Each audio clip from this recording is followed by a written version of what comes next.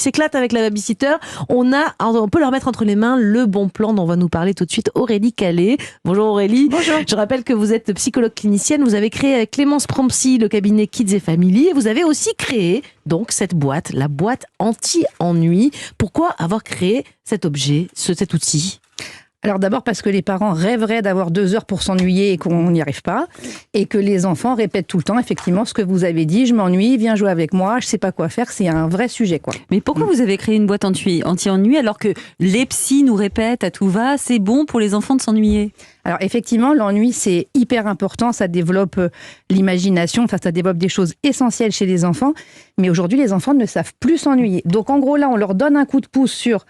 Voilà comment on peut s'ennuyer en les drivant un petit peu et après la magie opère et ils peuvent jouer tout seuls pendant plusieurs heures. Mais l'ennui c'est important pour la créativité surtout, hein. Je crois que c'est ça, c'est plus ils s'ennuient, plus ils deviennent créatifs. Créativité, imagination, confiance en soi, enfin pour plein de trucs, c'est hyper important. Je me suis tellement ennuyée moi. Je sais, vous êtes aussi créative aujourd'hui. Alors comment très concrètement Aurélie, cette boîte anti-ennui, donc pour les enfants de 3 à 10 ans, comment on l'utilise ?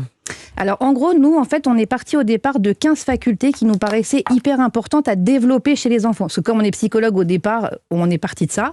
Donc il y a l'autonomie, les rivalités, comment verbaliser. Il y a un peu d'école cachée aussi. Il y a lire, compter, il y a du geste graphique.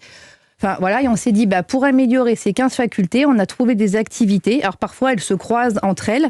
Et l'idée, c'est de se dire, ou en tant que parent, voilà, moi, mon enfant, je vois qu'il a du mal à verbaliser ses émotions, ou ils n'arrêtent pas de se disputer avec son frère ou sa sœur. Donc là, ils prennent les cartes spéciales pour la faculté qu'ils veulent améliorer. Il y a une carte sur la généalogie, on en a parlé tout à l'heure. On peut même faire apprendre la généalogie aux enfants. Ce que vous êtes en train de dire, en fait, Aurélie, c'est que même si on a des enfants d'âge différents, tout ça, c'est un bon moyen de les réunir.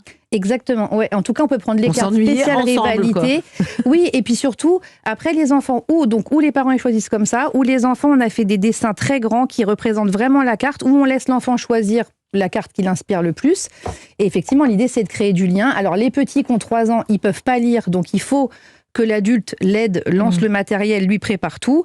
Et après, s'il y a un grand frère, il peut lui lire et tout. Donnez-nous des exemples peut-être de ce qu'on va trouver, comme votre préféré, vous, de cartes, ou une que vous aimez bien, ou que les enfants apprécient, qui a fait l'unanimité. Parce qu'elle a été testée par vos enfants, ceux de Clémence aussi. Tous, les pauvres, ils ont tout testé. Ils ont été cobayes. Qu'est-ce qui a eu du succès? Racontez-nous. C'est marrant parce que c'est très différent selon les enfants.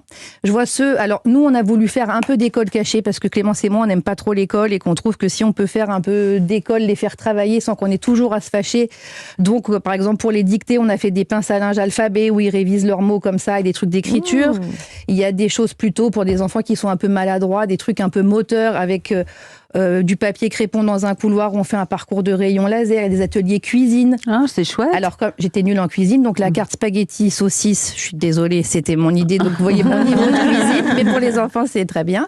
Et au-delà des jeux, est-ce qu'il y a, je sais pas moi, des conseils pour les parents, par exemple?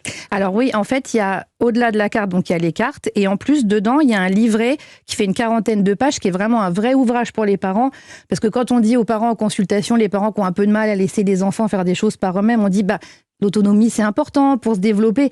Ils comprennent pas toujours pourquoi. Donc là, on explique vraiment ces facultés, pourquoi c'est important aujourd'hui et pour l'enfant après, quoi. Et il faut beaucoup d'outils pour utiliser, beaucoup de matériel à ajouter en plus de la boîte à outils que je montre donc, bien sûr à la caméra sur Europe1.fr. Alors, en fait, le truc, c'est que comme Clémence et moi, on a des vies très occupées, comme tous les parents qu'on voit, on a voulu vraiment simplifier la vie des gens au maximum.